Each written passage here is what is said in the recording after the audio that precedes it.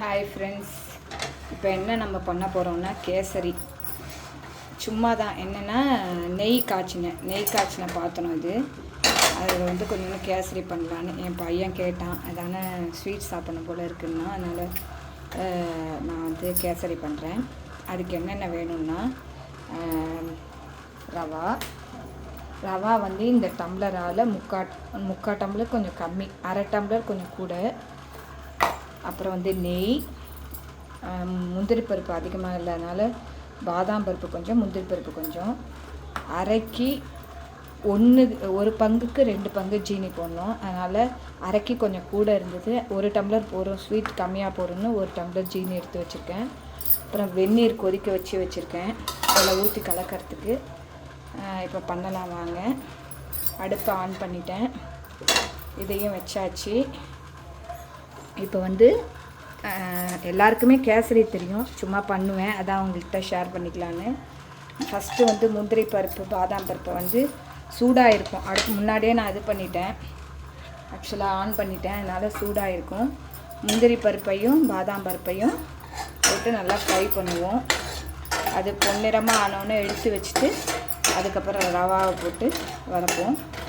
அதை வந்து வறுத்தோன்னே உங்களுக்கு காட்டுறேன் ஃப்ரெண்ட்ஸ். முந்திரி பருப்பும் பாதாம் பருப்பும் வறுத்து வச்சாச்சு.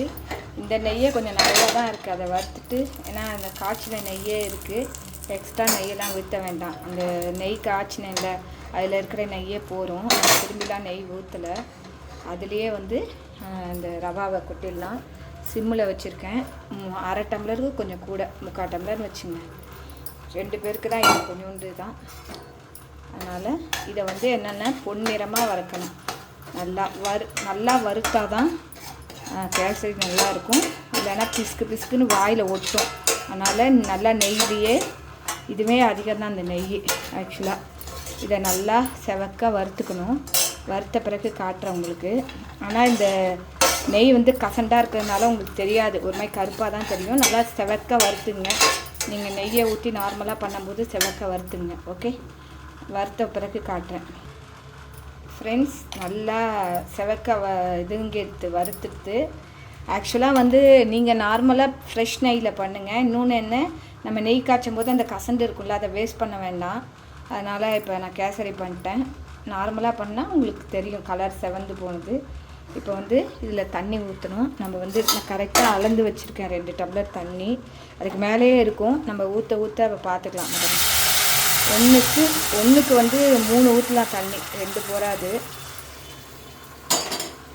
ஒன்றும் இல்லை, இப்போ முக்கால் தானே நான் போட்டேன், கண்டிட்டமாக நான் ஊற்றுறேன். நம்மளுக்கு ரவா வந்து நல்லா இதுவாக வரும், வெந்து வரும், நம்மளுக்கு தெரியும்.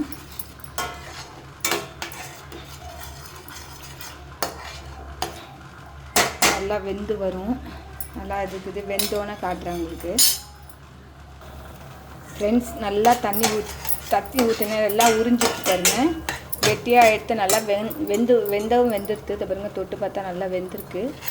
உங்களுக்கு வேகலைன்னா இன்னும் கொஞ்சம் தண்ணி ஊற்றுங்க. இப்போ வந்து முக்கால் டம்ளர் போட்டேன்னா 3 மடங்கு தண்ணி ஊற்றுங்க. 3/4, 1/2, 2/4 ஊற்றுங்க. வெந்நீர் வந்து நீங்கள் பாத்திரத்தில் வந்து அளந்து வச்சுங்க, இல்லைன்னா கொதிக்க விட்டு வச்சு வேணா கூட ஊற்றிக்கலாம், பிரச்சனை இல்லை. பாருங்கள், நல்லா இதுவாக எடுத்து பாருங்கள், கெட்டியாக எடுத்து. இந்த சமயத்தில் வெந்தெடுத்து ஜீனி போடணும். ஜீனியை போட்டு கொஞ்சம் பெருசாக வச்சு, எங்கிட்ட கலர் இல்லை, நான் வந்து ஒயிட்டாக தான் சாப்பிட போகிறேன். வேணால் நீங்கள் கலர் போடலாம், கலர் கெடுதல் தான், வேணாலும் போடலாம், உங்கள் சௌரியம். எதான இது ஆரஞ்சு கலர், ரெட் கலர் போடலாம். இல்லைன்னா குங்குமப்பூ இருந்தால் குங்குமப்பூவை கொஞ்சோண்டு பால்லையோ இல்லை தண்ணியிலையோ கரைச்சி வெந்நீரில் வச்சா அதை கூட போடலாம். என்கிட்ட வந்து கலர்லாம் இன்னும் இல்லை. மஞ்சள் பொடி கூட போடலாம், ஆனால் லைட்டாக வாசனை வந்தாலும் வரும். மஞ்சள் பொடி நான் போடல, வெறும் ப்ளைனாக தான் நல்லது. ப்ளைனாக சாப்பிட்றது தான் நல்லாயிருக்கும். அதனால் இந்த ஜீனி நல்லா கரைஞ்சி சேர்ந்து வரும். அதுக்குள்ளே ஏலக்காய் பொடி பண்ணி வச்சுருக்கேன், ஏலக்காவும் போட வேண்டியதான் ஃப்ரெண்ட்ஸ். ஏலக்காய் பொடி பண்ணி வச்சுருக்கேன், ஜீனி போட்டு இதில் வந்து பொடி பண்ணி வச்சுருக்கேன். அதில் வந்து கொஞ்சம் போட்டு இனிமேல் கெட்டியாக எடுத்து சிம்மில் வைக்கலாம். அந்த ஜீனி நல்லா கரைஞ்சி வரணும். ஜீனி கரைஞ்சி வந்தோடனே நெய், அது இருக்கிற நெய்யே போகிறோம். வேணால் ஒரு ஸ்பூன் ஊற்றி கறக்க வேண்டியதான்.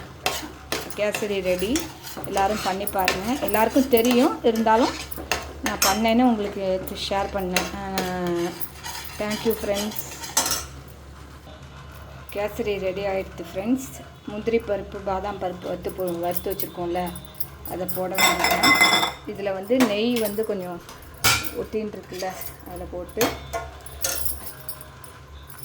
அதை போட்டுருங்க. நல்லா கலந்து விடுங்க. கேசரி ரெடி. இன்றைக்கி தேர்ஸ்டேனால பாபாவுக்கு கொஞ்சோண்டு வைக்கிறேன். ஒரு நிமிஷம். இன்றைக்கி தேர்ஸ்டேனால பாபாவுக்கு வச்சுருக்கேன் பிரசாதம் கேசரி. கலர் எப்படி இருக்குதுன்னு நினைக்காதீங்க, நம்ம நெய் காய்ச்சின பாத்திரத்தில் பண்ணதுனால தான் அப்படி இருக்குது. ஓகே ஃப்ரெண்ட்ஸ், பாய், தேங்க்யூ.